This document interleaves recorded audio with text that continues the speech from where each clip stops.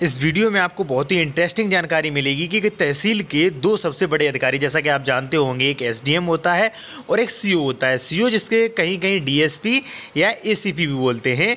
तो आप जानेंगे कि एसडीएम और सीओ में से कौन अधिक पावरफुल अधिकारी होता है और किसके क्या क्या कार्य होते हैं, किसका कार्य क्षेत्र क्या है और किसकी क्या शक्तियाँ हैं, किसको कौन सी शक्तियाँ प्राप्त हैं। ठीक है। और साथ में आप जानेंगे कि एक जिला लेवल पर डीएम और एसपी में कौन अधिक पावरफुल होता है, किसकी कार्य और शक्तियाँ किसकी अधिक होती हैं।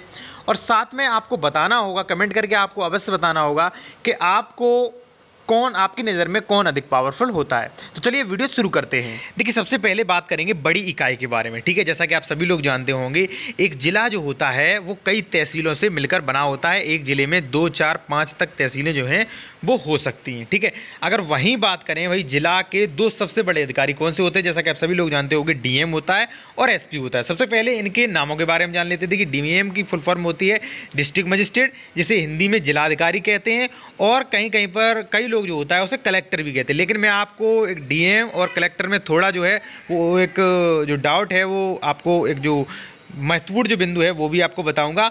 और दूसरा जो पुलिस प्रशासन का सबसे बड़ा अधिकारी होता है उसे कहते हैं एसपी, जिसे कहते हैं सुपरिटेंडेंट ऑफ पुलिस, जिसे पुलिस अधीक्षक, हिंदी में पुलिस अधीक्षक भी कहते हैं। तो सबसे पहले बात कर लेते हैं एसपी के बारे में। जैसा आप सभी लोगों को पता होगा कि जो एसपी जो होता है वो पूरे जिले का पुलिस का सबसे बड़ा अधिकारी जो होता है वो होता है एसपी। ठीक है। एसपी के अंडर में पूरे ज़िले की जो भी पुलिस होती है, जो भी थाने हैं, जो भी चौकियां हैं, वो एसपी के अंडर में ही आ जाती हैं। एसपी पूरे जिला, जो भी पूरी जिला की पुलिस है उसे दिशा निर्देशित कर सकता है, और मान लीजिए किसी थाने में मान लीजिए निरीक्षण कर सकता है, भाई कैसा कार्य कर रहे हैं, और जो भी है जांच कर सकता है पुलिस प्रशासन को लेकर। ठीक है।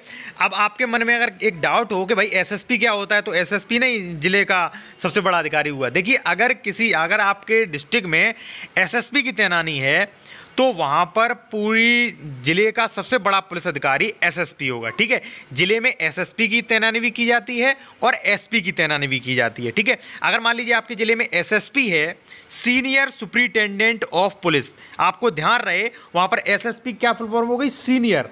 ठीक है। वो बड़ा, यानी कि सीनियर सुपरिटेंडेंट ऑफ पुलिस। देखिए, एसएसपी और एसपी के बारे में थोड़ा मैं आपको बता दूं कि देखिए, एसपी जो होते हैं वो सामान्य जिलों में एसपी की तैनाती की जाती है। जो शहरी जिले होते हैं या जो बड़े जिले होते हैं, कहीं कहीं वहाँ पर उनकी एसएसपी की तैनाती की जाती है। अगर आपके जिले में एसएसपी है, तैनाती एसएसपी की है, तो वहाँ पर जिला पुलिस का सबसे बड़ा अधिकारी एसएसपी होगा। ठीक है दोस्तों। अगर वहीं बात करें हम डिस्ट्रिक्ट मजिस्ट्रेट, जिला अधिकारी की, तो देखिए एक डिस्ट्रिक्ट मजिस्ट्रेट जो होता है, मैं आपको सरल शब्दों में, अगर आसान भाषा में आपको एक ही शब्दों में बता दूँ, तो जो डिस्ट्रिक्ट मजिस्ट्रेट जो होता है वो पूरे जिले का मुखिया होता है। ठीक है। पूरे जिले का सर्वा जो होता है वो डिस्ट्रिक्ट मजिस्ट्रेट ही होता है। आप सरल शब्दों में समझ लीजिए।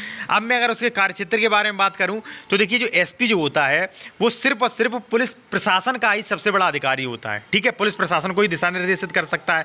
क्या आपने कभी देखा है कि एसपी ने किसी स्कूल का निरीक्षण किया जाके कि भाई पढ़ाई कैसी हो रही है? लेकिन जो डिस्ट्रिक्ट मजिस्ट्रेट, डीएम जो होते हैं, वो पूरे जिले के, जो भी पूरे जिले में जो भी प्रशासन है, चाहे वो पुलिस प्रशासन है, चाहे वो स्कूल का प्रशासन है, पूरे जिले में जो भी प्रशासन है उसे दिशा निर्देशित कर सकते हैं।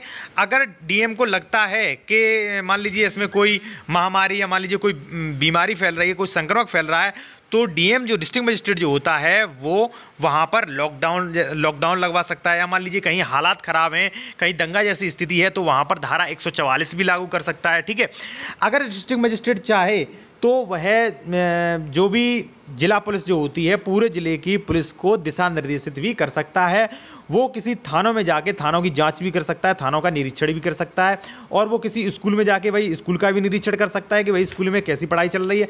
तो मैं आपको सरल शब्दों में बताऊं कि जो डिस्ट्रिक्ट मजिस्ट्रेट जो होता है वो पूरे जिले का सबसे बड़ा अधिकारी होता है। पूरे जिले का मुखिया जो होता है वो डिस्ट्रिक्ट मजिस्ट्रेट होता है। अब आते हैं अपने मेन टॉपिक पर कि एक एसडीएम और डीएसपी जो सीओ होता है, एक एसडीएम और सीओ में कौन अधिक पावरफुल होता है, किसके क्या कार्य हैं, किसके कार्य क्षेत्र क्या है और किसको अधिक शक्तियां प्राप्त हैं। तो मैं आपको एक बात बता दूं कि जिस प्रकार एक जिले में डीएम और एसपी का रोल होता है, उसी प्रकार एक उपखंड में यानी कि तहसील में डीएम की जगह एसडीएम और एसपी की जगह डीएसपी, डीएसपी जैसे सीओ कहते हैं उसका रोल होता है, यानी कि जिले में डीएम और एसपी, और तहसील जो होता है उसमें एसडीएम और डीएसपी। ठीक है, अब आप समझ गए होंगे। अब मैं आपके उनके एसडीएम और सीओ के जो डीएसपी होता है उसके कार्य क्षेत्र और बता दूं आपको कि उसके कार्य क्या क्या होते हैं, उसकी शक्तियां क्या क्या हैं। तो सबसे पहले हम बात करते हैं सीओ के बारे में। देखिए, सीओ की फुल फॉर्म सर्किल ऑफिसर, या हिंदी में इसे क्षेत्राधिकारी कहते हैं। अलग अलग प्रांतों में सीओ को अलग अलग नाम से भी जानते हैं, जैसे मान लीजिए डीएसपी है या मान लीजिए एसीपी है, तो इन्हें भी सीओ के ये भी नाम जो है इन नामों से भी सीओ को बुलाते हैं। अब बात करें भाई सीओ के कार्यक्षेत्र क्या है, तो देखिए सीओ जो होता है वो एक तहसील में उस सीओ की नियुक्ति होती है। जो भी आपकी तहसील है वहाँ पर एक सीओ मिलेगा आपको।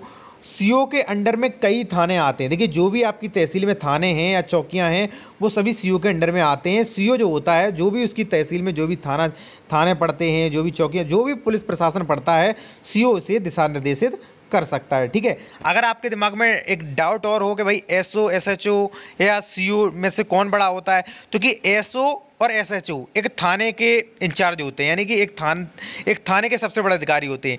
लेकिन सीओ जो होता है वो एक तहसील लेवल का पुलिस प्रशासन का सबसे बड़ा अधिकारी होता है सीओ। तो सीओ जो होता है वो उसके क्षेत्र में जो भी थाने हैं, जो भी चौकी, जो भी पुलिस प्रशासन है, उन्हें वो दिशा निर्देशित कर सकता है। एसपी पूरी जिले की पुलिस को दिशा निर्देशित कर सकता है, लेकिन सीओ जो होता है वो उसके अंडर में जो भी तहसील में, उसकी तहसील में जो भी क्षेत्र में थाने पड़ रहे हैं, जो भी पुलिस प्रशासन है, उन्हें दिशा निर्देशित कर सकता है। अब अगर बात करें एसडीएम की, सब डिविजनल मजिस्ट्रेट की, तो देखिए जैसा कि मैंने पहले बताया है कि जिस प्रकार एक जिले में डीएम होता है, डीएम की वैल्यू होती है, उसी प्रकार एक तहसील में एसडीएम की वैल्यू होती है। ठीक है, एक मैं आपको और बता दूं कि जो डिस्ट्रिक्ट मजिस्ट्रेट जो होता है वो राजस्व मामले जो होता है वो जिला स्तरीय पर राजस्व मामले देखता है। पूरे जिले के जो भी राजस्व मामले हैं, जो भी खेती संबंधी, कृषि भूमि संबंधी जो भी वाद होते हैं, वो पूरे जिले मामले के कलेक्टर यानी कि वो डीएम देखता है। अगर वहीं बात करें तहसील मामले की, तो तहसील मामले जो भी कृषि प्रयोजन से जो भूमि के जो भी मामले होते हैं वो एसडीएम के यहाँ सुनवाई होती है।